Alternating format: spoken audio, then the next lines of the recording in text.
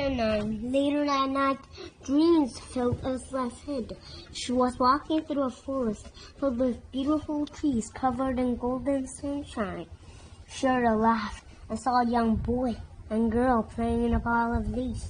But the leaves they threw hovered high in the air, impossibly high, and they stayed there, not falling.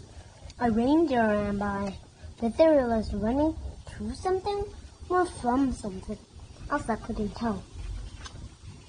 If Anna had been awake, she would have seen that the images from Elsa's dream were suspended in the air above her sister, made from soft flakes of snow. It was like a memory playing for Elsa and anyone else in the room, but Elsa's dreams had never physically manifested themselves in snow before. Elsa suddenly woke and sat up. Her dreams dissolved into a snowfall that drifted down and covered the bed. Where did this come from, she thought. She looked around in the darkness and listened. At first, she didn't see or hear anything, then the voice began calling to her in its quiet melody. She glanced at Anna, but her sister was sound asleep.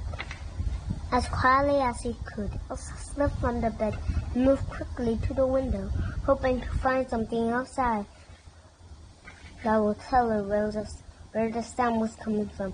She saw nothing out of the ordinary. Elsa backed away from the window and out of the room. The sound had never lasted this long before. It appeared and disappeared just as quickly. Now it followed her as she whisked along the hall. Even while looking for its source, she tried to ignore the call and wish away. Everyone she had ever loved was here in Arendelle. She already had the biggest adventure of her life and didn't want to risk following a voice into something unknown that might take them away from her. She almost managed to convince herself it was just a ringing in her ears as Elsa opened the castle's back door and stepped outside.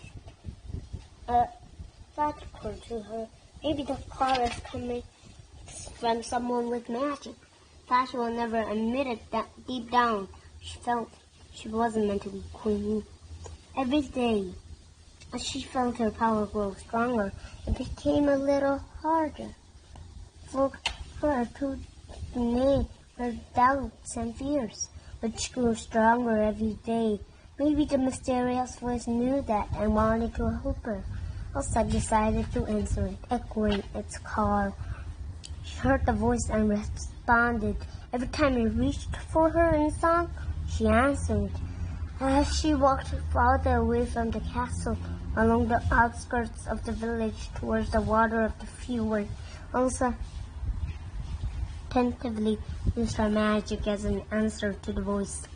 Power surged from her hands, and she threw snow up into the air. The snow formed a forest that was just like the one from her dream. A dream she no longer remembered. Elsa walked through the fantastical snowy landscape, creating amazing imagery, a swirling wind full of leaves, a salamander, a water horse, and rock giants. She chased the creatures, fascinated what her magic had made, and the beautifully hunting call led her every step of the way. The voice led her farther north.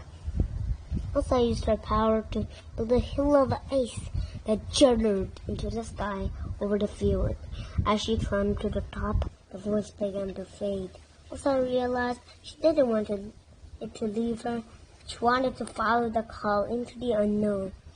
She let her arms fall to her sides and looked at the sky, surrendering herself and her power to the voice. Just then, a wave of magic shot out from her, freezing all the moisture in the air into small crystal symbols that spread across the land. Elsa looked at them in awe. Each of the crystals had one of 4 symbols on them. Recognized them: air, fire, water, and earth. She said aloud,